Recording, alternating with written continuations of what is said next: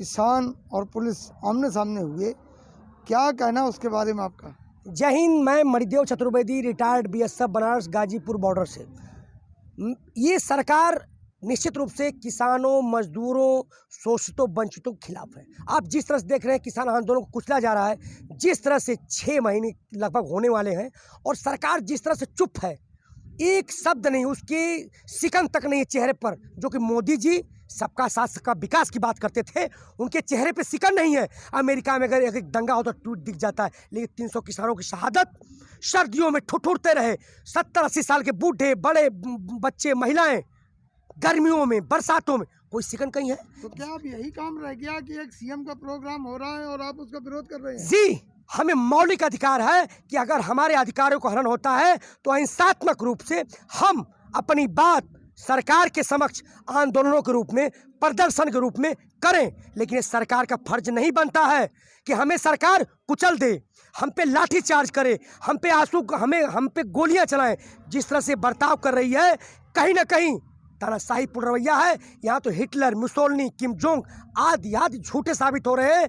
अब तो ये हो गया कि ये लोग जिस प्रकार से इन्होंने किले लगा दी थी, हम पे तोप भी चलवा सकते हैं। जिस प्रकार आज हिसार में, जबकि हमने कहा है कि जो किसानों की बात मैं पूछना चाहता हूँ, उद्घाटन करने जाते हैं वहाँ, वो फीता काटने जाते हैं, वो भाई किसानों के आंदोलन में कभी आए? कभी किसानों की बात किया? राज्यसभा में मोदी जी ने कहा था कि फोन कॉल की दूरी, मैं पूछता हूँ कौन सा नंबर है? क्या यही संवेदना है? आप मौज मारते रहे, आप फीता काटते रहे, आप दुनिया का सबसे बड़ा स्टैचू बनवाते रहे, आप दुनिया का सबसे बड़ा स्टेडियम बनवाए, लेकिन आपने किसानों से बात की? 70 पर ये तो नहीं था कि किसान जाके वहाँ बैरिकेड जी, हम बिल्कुल विरोध करेंगे, भारतीय जनता पार्टी का विरोध करेंगे, क्योंकि ये किसान बिल पे बात नहीं कर रही है। हम बात करना चाहते हैं। जब बात नहीं करेंगे तो हम क्या करेंगे बताइए? हमारे पास क्या रह जाता है? हमने कहा कि हम बात करना चाहते हैं, लेकिन वो बात नहीं कर रहे हैं। क्या हम फांसी लगा लें या हम घर चले जाएं? क्या यही लोकतंत्र है? यही हमें आज़ादी मिली थी? आप शुरू से 5 महीने से कह रहे हो कि हम शांतिपूर्वक आंदोलन कर रहे हैं, शांतिपूर्वक, तो ये कैसी शांति? जाके बैरिकेड तोड़ दो, सीएम का कार्यक्रम रोक रहे हो, वहाँ हुड़दंग काट रहे हो, ये सब क्या है? मैं तो कह रहा हूँ, इसका जिम्मेदार कौन? किसान या सरकार या परिस्थितियाँ? मैं कह रहा हूँ अगर हमारे हमसे बातें होती, अगर अभी 11 दौर की वार्ता बहुत पहले, 4 महीना पहले समाप्त हो गई, 3 महीना पहले अगर वार्ता होती तो ये नौबत नहीं आती।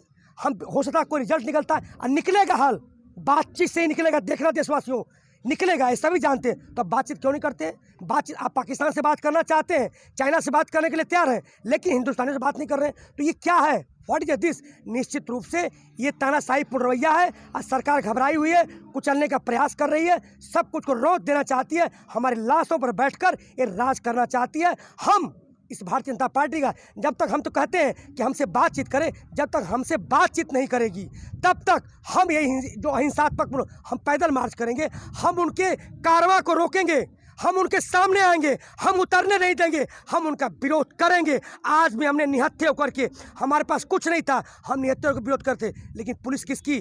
पुलिसिंग किसकी? बताइए मुझे। नेताओं की पुलिस जनता की नहीं है क्या? पुलिस सत्ता के लिए बनी हुई है?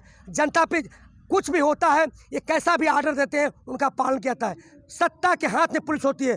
पुलिस किसके लिए है? हमारे लिए नहीं है। तो आप लोग इस तरह हिंसा करेंगे तो हिंसा क्या? हिंसा क्या? हम तो रोक रहे थे। हमें मौलिक अधिकार है कि हम शांतिपूर्वक ढंग से, अनुशासित तरीके से हम किसी को रोक सकते हैं, किसी को भी रोक सकते हैं, हम कॉल कर सकते हैं। हमने पहले कॉल कर दिया था कि हम विरोध करते हैं। हम हिसार में मुख्यमंत्री खट्टर जी को नहीं उतरने देंगे। हमने कहा था हमारा अधिकार बनता है, हम विरोध करेंगे, हम आगे बढ़ेंगे, रोकेंगे। हमने कोई जलाया नहीं, हमने किसी को मारा नहीं, हम रोकने का विरोध कर रहे थे। हमारा अधिकार है, मौलिक अधिकार है। जी हाँ, अगर हमें लोकतंत्र में हमारी बातों को नहीं सुना जाएगा, हम बात करने के लिए तैयार हैं, तो हम क्या करेंगे? हम रोकेंगे, हम प्रदर्शन करेंगे, हम जाम करेंगे, हम सब कुछ करेंगे। अच्छा, एक बात बताइए, आपने रोकने का विरोध किया, उद्घाटन फिर भी हुआ, किसान घायल हुए, तो आखिर फायदा क्या हुआ? फायदा पूरी दुनिया देख रही है। जिस तरह से लोकतंत्र को चलने का प्रयास किया जा रहा है, जिस तरह लोकतंत्र को पन्ने फाड़े जा रहे हैं। आज विश्व विदित है, जो ये कहते थे हम तो सबका साथ सबका, हम विश्वगुरु, सर्वभवन्तु सुखिनः वसुधैव कुटुम्बकम। क्या यही कुटुम्बकम है? यही सर्वभवन्तु सुखिनः है? यही सब है? कहते हैं दैहिक दैविक भौतिक तापा, राम राज नहीं कहूँ व्यापा। यही रामराज है जो जनता हम रोडों पड़ी हुई है। तो सवाल है कहीं ना कहीं एक्सपोज हो रहे हैं, पूरी दुनिया देख रही है। जिस तरह से कहा गया है एक सर्वेक्षण में आज कि जो हमारी मीडिया कौन होती है प्रमाण पत्र देने वाली? जिस मीडिया प्रमाण पत्र बांट रही है, क्या न्यायपालिका खत्म हो गई है? एजेंसियां नहीं है? Who is media? तो कहीं ना कहीं मीडिया का काम होता है कि चौथा स्तंभ है, वो विपक्ष का काम करे, सरकार सवाल पूछे। लेकिन आज वो किससे सवाल पूछ रही है? किसानों से, मजदूरों से। क्या है मीडिया? Who is?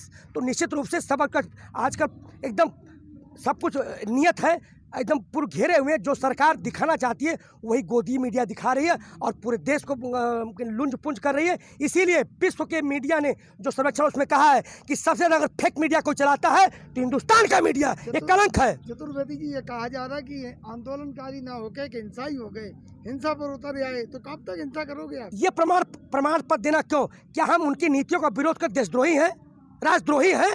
बताइए, किसी न्यायपालिका ने कहा? बताइए मुझे, ये मीडिया होती कौन है प्रमाण पत्र देने वाली? उसको हुई रंजन कश्यप, हुई सुधीर चौधरी, आज तक हुई जो अर्णव गोस्वामी, ये क्या है? हमारे आप जैसे हैं, उनके कह देने पर सत्य है। जब तक सुप्रीम कोर्ट नहीं कहता, सुप्रीम कोर्ट ने कहा था कि हम इसको नहीं हटा सकते हैं, राष्ट्रीय मुद्दा है, इसको हमने प्लीज। क्यों आप छोकरे मुझे? रुकिए, ब्लॉक कर दीजिए। क्यों? रुकिए, अरे यार, बात करने दो। रुकिए, बताइए क्यों आप बोलेंगे?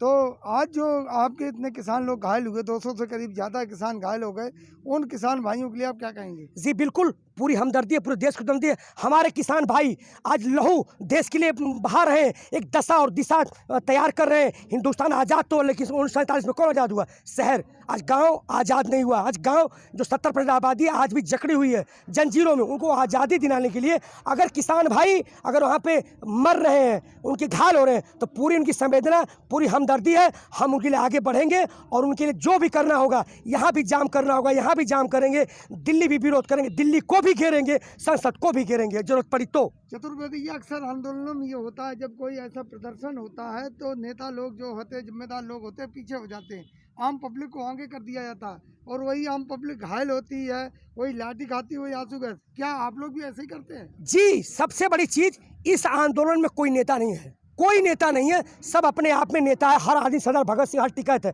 देखिए, जो आ गया उसी को जनता, तो उसमें आप देख सकते कौन नेता लीड कर रहा था? हरियाणा की जनता थी, जो 40 नॉमिनेट यहाँ पे नेता हैं, सब यहाँ बैठे हुए हैं दिल्ली में। तो वहाँ कौन था? लीड आम जनता कर रही थी, लोकल लोग कर रहे थे, कोई इसमें आगे नहीं था, सब लोग आगे थे। देखिए उसका वीडियो, देखिए उसमें 70 साल के, 80 साल के, 30 साल के, 40 साल के हर वर्ग के लोग मिलेंगे। यहाँ तक कि महिलाएं थी, बूढ़े बच्चे भी थे, सब आगे थे फ्रंट में। कोई नेता, बताइए नेता का नाम कहीं आया? कुछ नहीं है। लेकिन अब जो हमारे नेता नहीं, नेता कौन? पथ प्रदर्शक कौन? जो जिम्मेदारियों से लड़ता हो देश के लिए, वो आगे आएंगे। हम सभी साथ में हैं। जी बिल्कुल। तो आम जनता को क्या पड़ी कि आम जनता वहाँ विरोध करने पहुँच जाए? रोटी का सवाल है, कहीं ना कहीं आपने उकसाया उनको। रोटी का सवाल है। आज हर आदमी रोटी। बताइए, हमने क्या मांगा? 2 जून की रोटी मांगी थी। एमएसपी क्या है? कि हमारी फसल कहाँ बिकेगी, कैसे बिकेगी, कौन लेगा? इसमें क्या है? बताइए, जो चीज़ पैकिंग हो जाती है वो सर्कुलर रेट हो जाता है, उससे हर लोग प्रभावित होंगे ना, हर लोग प्रभावित होंगे। जब गेहूँ आटा बनता है कितना रेट, जब सरसों तेल बन जाता है, जब पानी की बोतल पैक हो जाती है, तो हम अत्यावश्यक सेवा, अगर मेडिकल, आप हॉस्पिटल, आप खाने की वस्तु, ये सब अगर आप निजीकरण कर देंगे, जानते क्या होगा? अगर जरा सी भी चूक हुई तो हजार लोगों की मौत होगी। तो इसको निजीकरण न किया, इसी लड़ रहे हैं, क्योंकि हर चीज़ गिरवी रख दी गई है, हर चीज़ का निजीकरण हुआ। लेकिन इसका निजीकरण देखा आपने? निजीकरण में कैसे ऑक्सीजन बिक रहा था, कैसे हॉस्पिटल में एक नॉर्मल बच्चा जो होता है उसको चीर फाड़ में 50 हजार की बीमारी बनाया जाए। ये है आपका निजीकरण। एक मिनट चतुर्वेदी जी,